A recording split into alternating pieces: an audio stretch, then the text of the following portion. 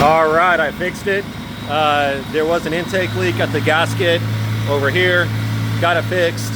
And then I also discovered that the my idle controller valve is not functioning, so I just plugged it for now. And I'm using a Mega Squirt to manage my idle for now versus the idle controller. It'll work just as fine. Throwing some fuel at it and setting some timing. Played around with a little the timing curve there, and that seemed to help it quite a bit. So it's idling about roughly 1,000 RPMs, which is kind of what I want, maybe 900. I could bring it down a little bit. AFRs are where I want it. You want the AFRs to be around 13.9 to 14 in that range, so it's idling pretty good. Coolant temperature staying healthy at 186, which is operating temperature. Everything looks good. I do need to play around with the fuel map. Let me see if I can drag this a bit bigger. There we go. So let's see if you guys can see. Actually, let me go over here and show you something else. This way you can view the AFRs down here while I rev it. I'm not going to do any tuning right now, but you'll be able to see this. You can see where when I rev it up, it goes super rich. So we got too much fuel right there, so I need to dial it back a little bit. But as you can see, I got the idle smoothed out. Like I said, operating temperature is perfect. I'm revving it up, actually cooled it down a little bit. That means everything's working for the thermostat and radiator. I fixed the coolant leak at the turbo. The only negative thing is I don't know how I did it, but I shredded the supercharger belt. No big deal. I had the part number. My guess is I didn't have it on straight. And then when I torqued it down, or adjusted the idler pulley, it must have split it in half. So I know I need to go get a new belt now. It's not a big deal, but yeah, I mean it's running good now.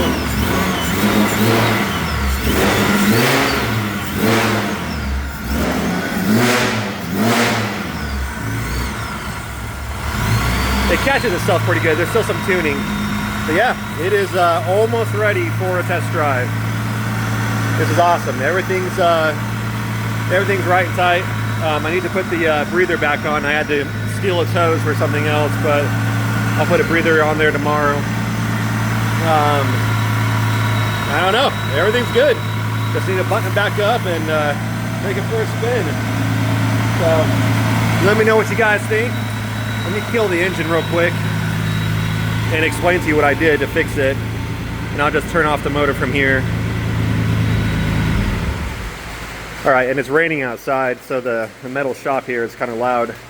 But like I said, there was an intake leak right here. What I ended up doing was getting some very thick rubber nitrile compressible, I think it's called rubber nitrile composite gasket. That's what it is.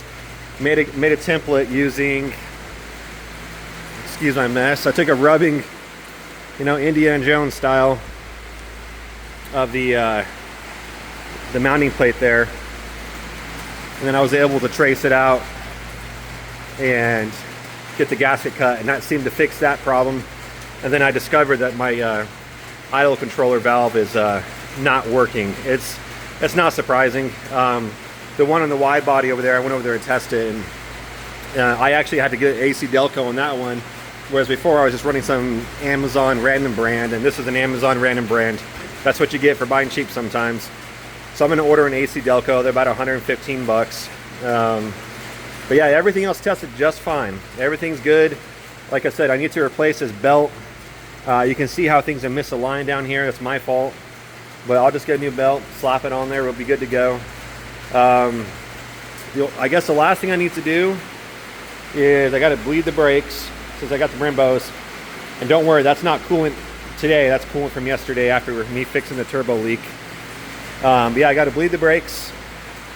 I think that's it. Put the wheels on and make sure everything's right and tight, and then I think we're ready for the maiden voyage tomorrow if it's not raining, because I am not driving without a top on when it's raining.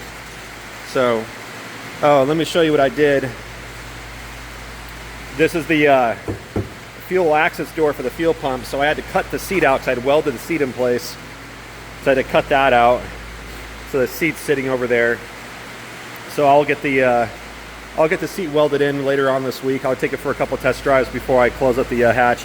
But you can see I ran a new power lead, and I got a new ground there for the fuel pump. So this is very thick 14 gauge wire.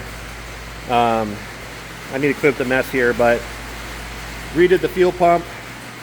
I actually got a dedicated fuel circuit. Let's see.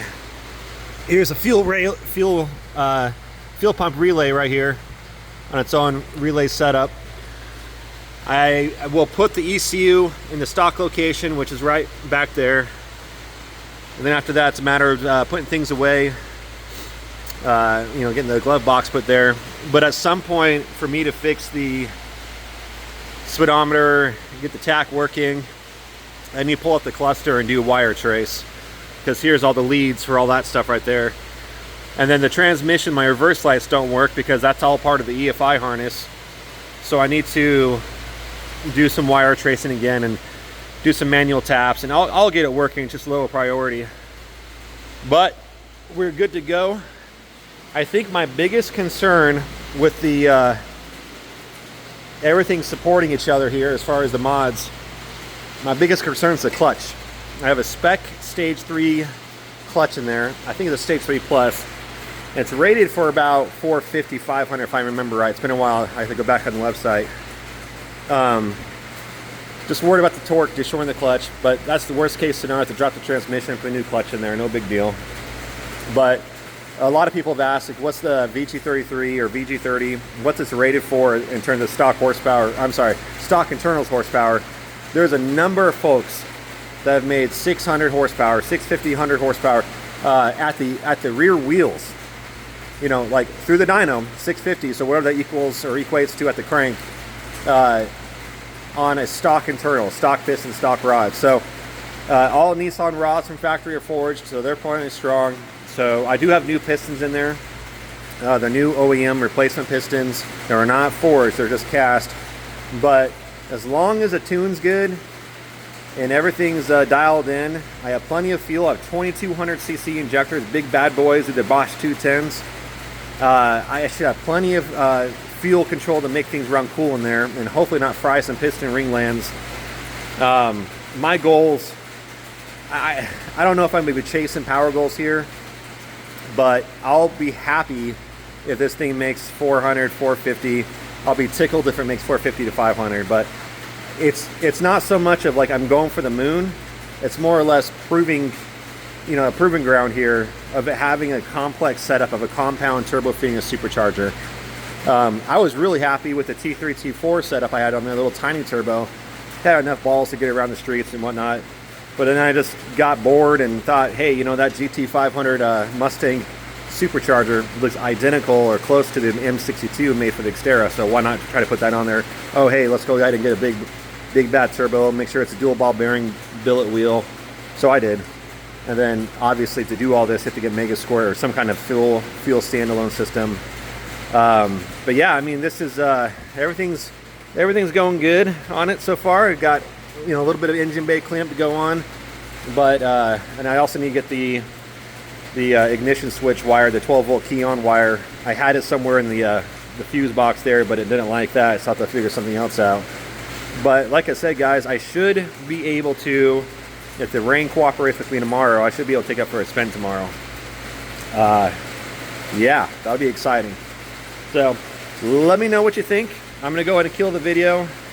I'll put it up on YouTube here in a minute. Let me know what you guys think. Appreciate your time.